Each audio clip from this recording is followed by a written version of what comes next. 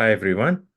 My name is Srivatsan Sridhar from Stanford University. I'm presenting about our work published at Financial Crypto in 2025, titled "Consensus Under Adversary Majority Done Right." This is joint work with Nusret, Joachim, Dionysis, and David.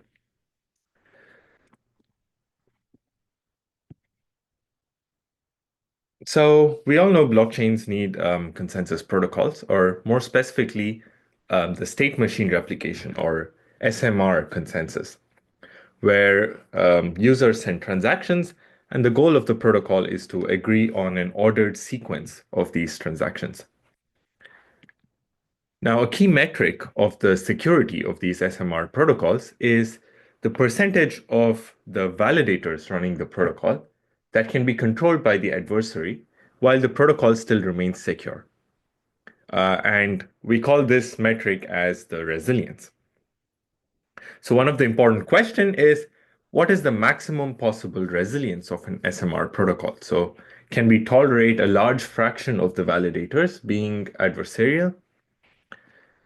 And depending on which protocols you've seen, you may have seen different answers to this question of what's the maximum possible resilience. So maybe if you're familiar with BFT style protocols, um, you know that these protocols can tolerate 1/3 or 33% of adversarial validators.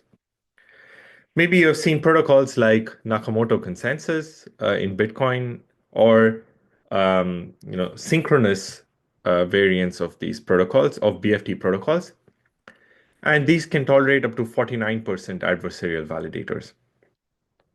And maybe you've even seen protocols with 99% resilience, which means that even if all but one of these validators are adversarial, the protocol still remains secure.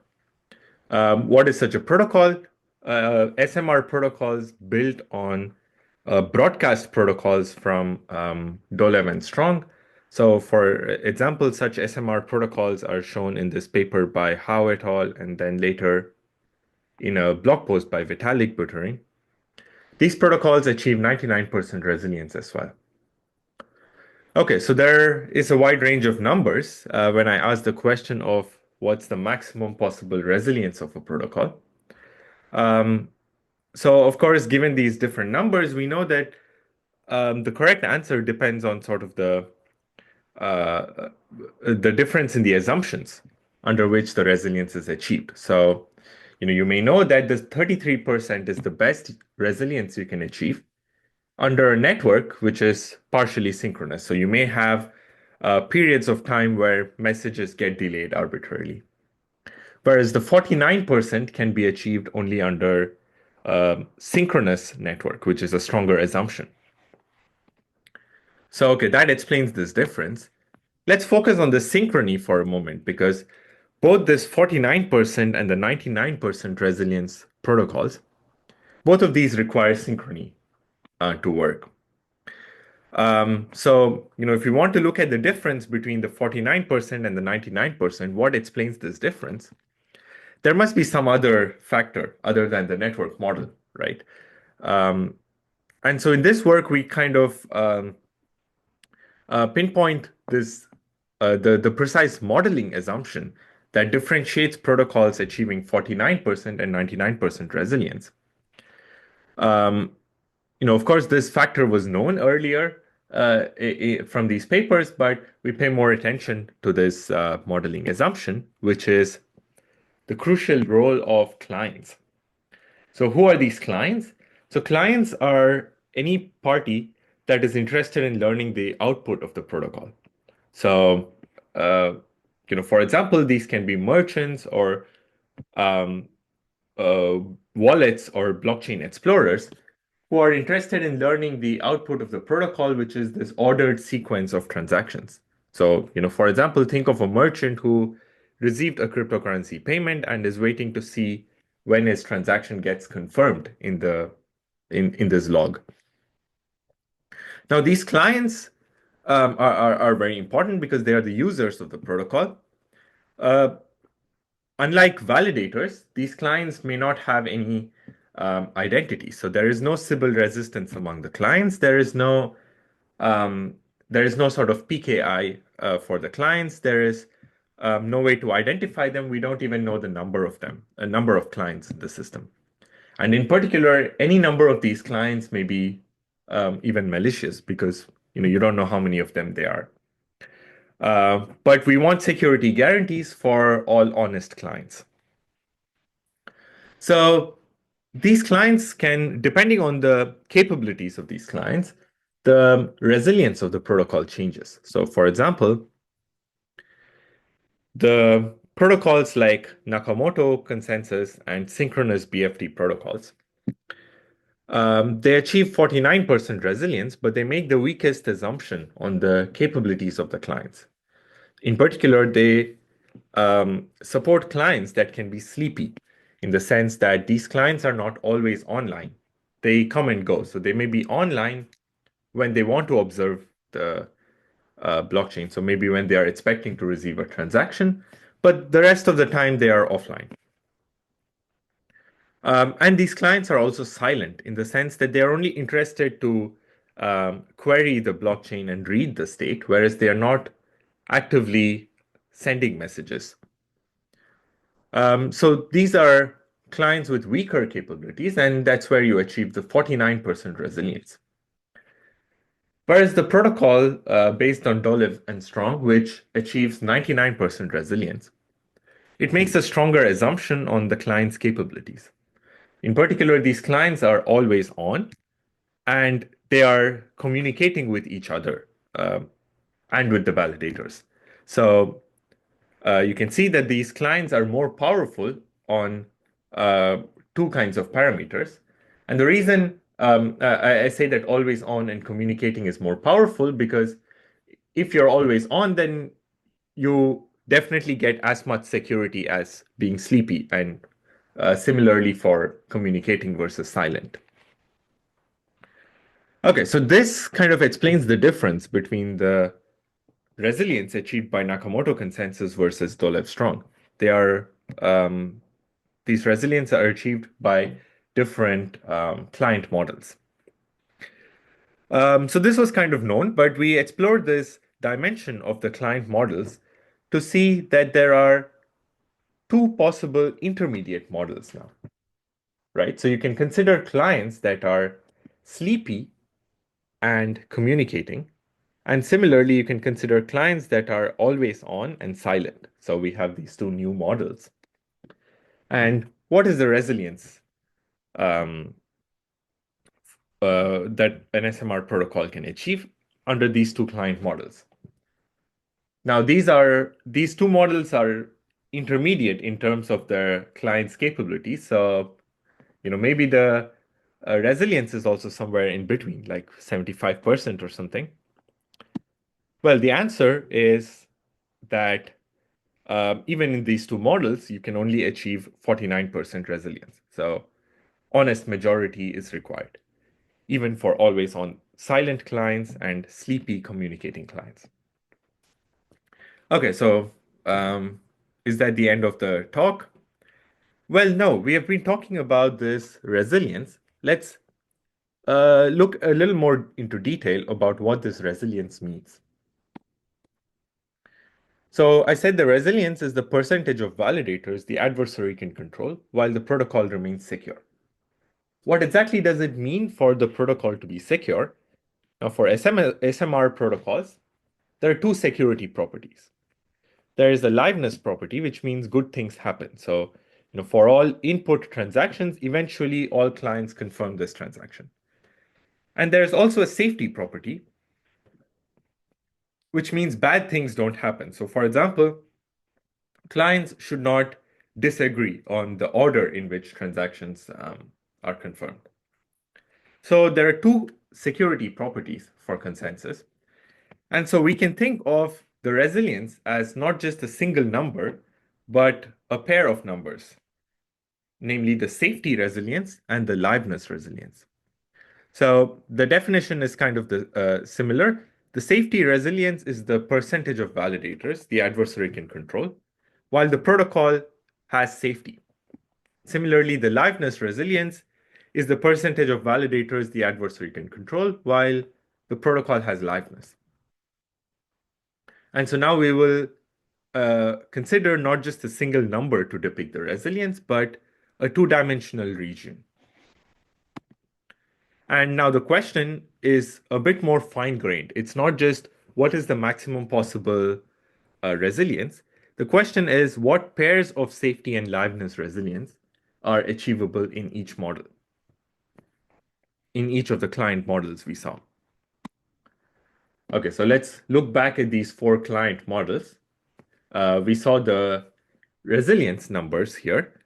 Now, when I talk about resilience here, the number 49% here means the minimum of the safety and the liveness resilience. So a protocol has 49% resilience if it has both safety and liveness resilience at least 49%.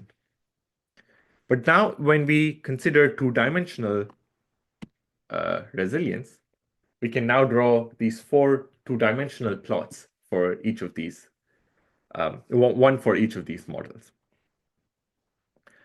Okay, so let me explain these plots in more detail.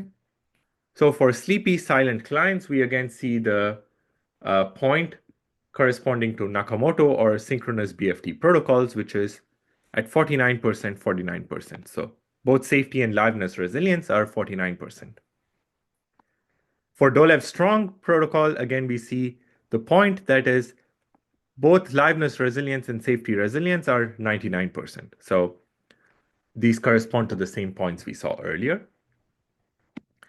But look at the plot for sleepy communicating clients. There's something new here.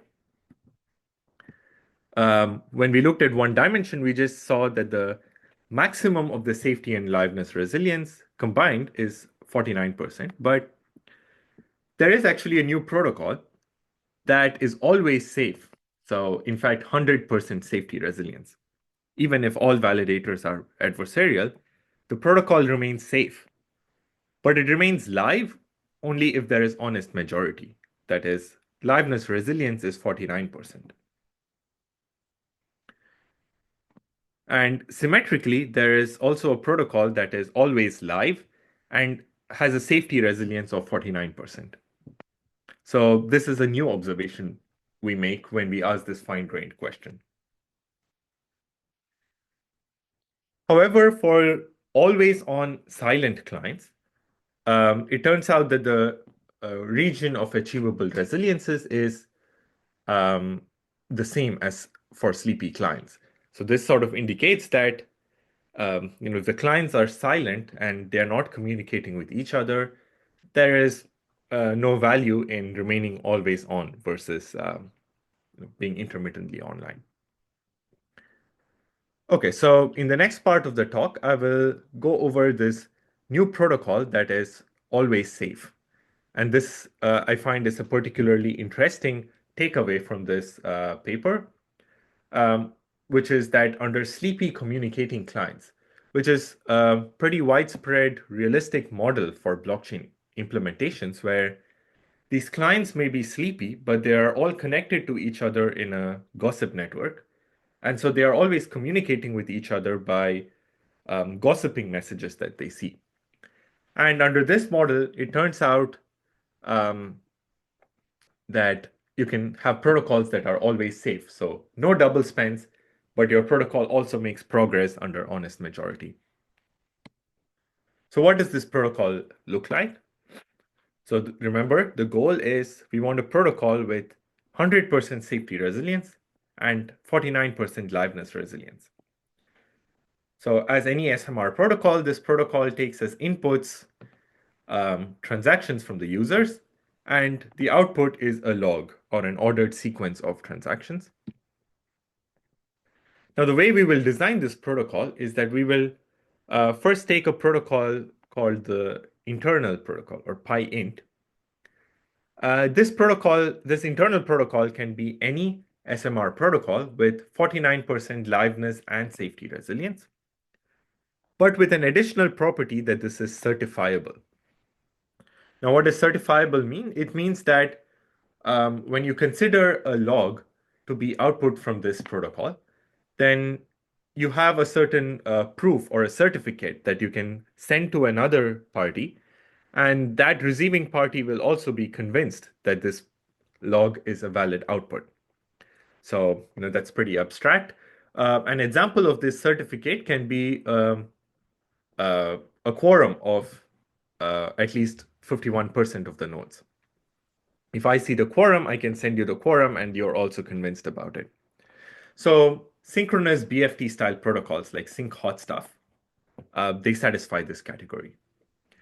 So, okay, coming back to the always safe protocol, the way we'll design it is we will take this any certifiable SMR protocol with this 49% resilience and design the always safe protocol in a black box manner. So the protocol consists of 3 steps. So whenever a client sees the log output by the internal protocol, it will first gossip this among other clients. So this is where the communicating aspect of the clients comes in. So they gossip the logs, and then they wait for delta amount of time, where delta is the known upper bound on message delays, which is there under a synchronous model. So you wait for delta, and during this time, a client will receive the logs that have been gossiped by the other clients. And so after you wait for this delta, um, you check whether any of these logs that you have received from other clients conflicts with the log you have seen. So basically what these clients are doing is they take the log coming from the internal protocol, they discuss with their peers, the other clients, that, hey, have you seen something conflicting?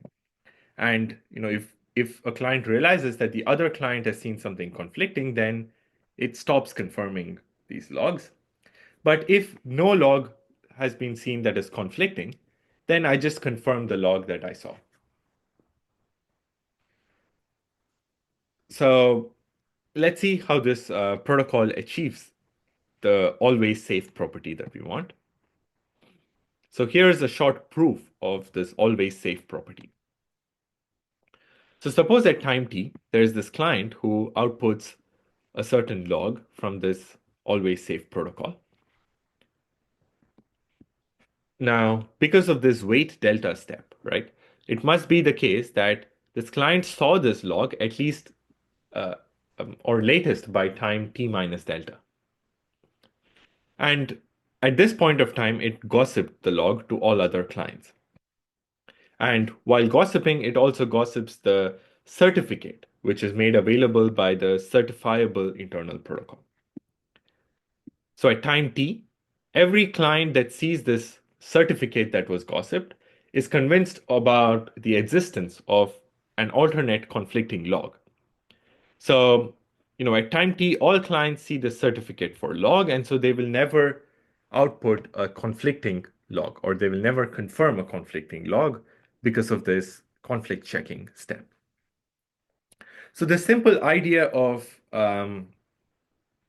discussing with your peers and stopping if you observe any conflicts, this achieves this remarkable property of being always safe. And in fact, I would like to point out that this idea of discussing among your peers on a gossip network, this is part of many blockchain implementations. Like, for example, in Tendermint, you can find that these clients running full nodes will be will forward all the messages they see on the gossip network, and in fact, they throw an exception when they detect conflicts among the ledgers they receive from other nodes. But crucially, they miss this ingredient of waiting for the synchrony message delay. And if you add that, you get this remarkable property of being always safe. Cool. So we discussed the possible safety and liveness resilience under different client models, and we saw that in particular, a new result that comes up by opening the discussion of the client models is this always safe protocol. Now, there are other factors, other modeling aspects that affect the resilience of a protocol. In particular, the network models is one of them. So, you can have synchronous network where messages are bounded, delay. So that's what we saw so far. And then you can also have partially synchronous networks where you may have periods without a bounded message delay. Similarly, you have a modeling aspect that is whether the validators are themselves sleepy. So you can have validators that are always on. So for example, BFT style protocols require this. Or you may have sleepy validators. For example, Nakamoto consensus allows validators to drop off and join and still retain security. So there are two network models, two validator models, and the four client models that we have seen so far. So if we consider all possible combinations of these models, then we have 2 times 2 times 4 equals 16 models, right? So here are the validator and network models and the four client models. And so we have 16 models. And one of the key contributions of our paper is to prove tight achievability and impossibility results for the safety and liveness resilience in each of these 16 models. So as before, the blue region denotes achievable resilience and red region denotes resilience that is provably impossible. So what we saw so far is the first row of this figure, which was for synchronous network and always on validators. Let me quickly show you the highlights of the rest of the figure. So suppose we consider sleepy validators, then the plots are pretty similar, except for a notable difference that this protocol that is always safe and live with 49% resilience, which we could achieve for always on validators, that is no longer possible for sleepy validators. Roughly the reason why this is not possible is because there are no protocols for sleepy validators that are also certifiable. And a corollary of this negative result is that while you can have BFT style protocols be made always safe, you cannot make protocols like Nakamoto consensus always safe without sacrificing on the liveness resilience. And finally, one other takeaway from this figure is that partial synchrony is robust to the client models. So you can see that under partial synchrony, the region of achievable resilience does not change with the client models. If you're more interested in any of these 16 figures and you want to see the protocols that achieve certain resilience pair or the impossibility proof that rules out certain resilience pairs in these figure, then I encourage you to check out the paper on ePrint and very soon in the proceedings of financial crypto. Thank you.